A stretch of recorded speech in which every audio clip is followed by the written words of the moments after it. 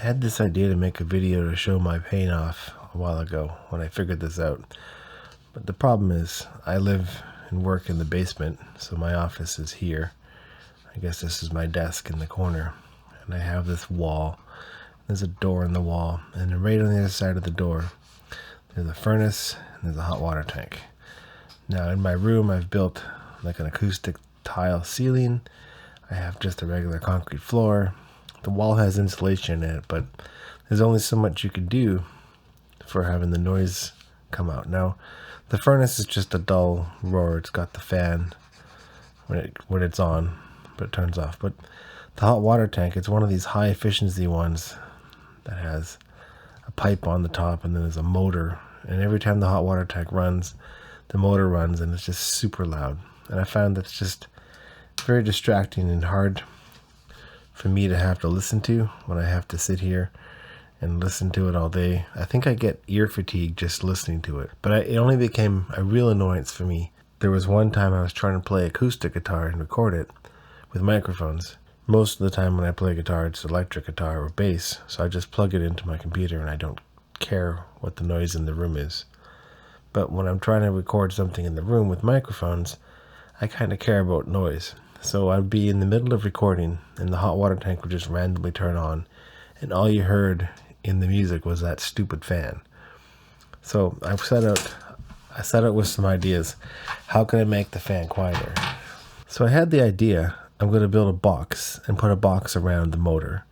And the box has insulation. The insulation works to dampen the noise. I started off this project as how I start off most of my projects, by liberating a shelf. I did some crude measurements at the top of the hot water tank, where the motor is, and the pipes, and the general shape of where they lay.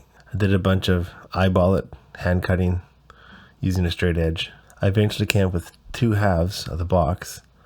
I want 2 halves because I want to sandwich it over top of the pipes to make it a nice close fit. I had the idea to use some hardware cloth to hold the insulation into the box and also press it down so it doesn't fall loose and flop around and interfere with the motor on the hot water tank. After a bit of stuffing, I got one of the boxes entirely lined with insulation, and there's the other half. The box has kind of interlocking pieces that fit together.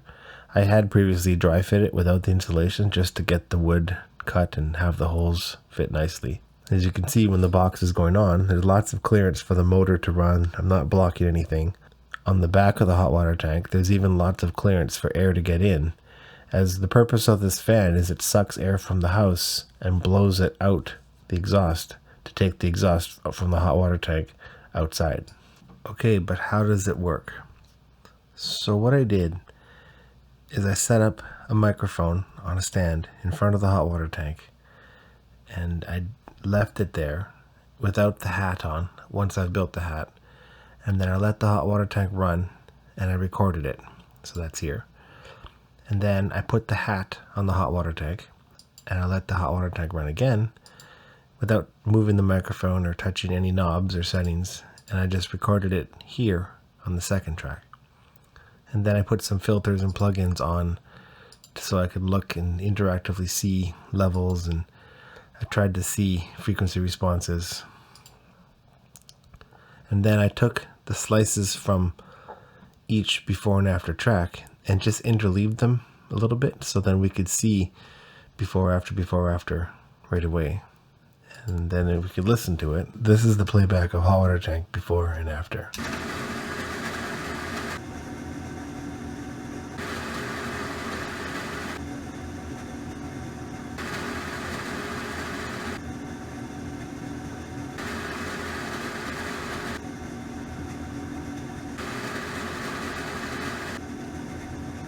This is the spectrum analysis of the tank before.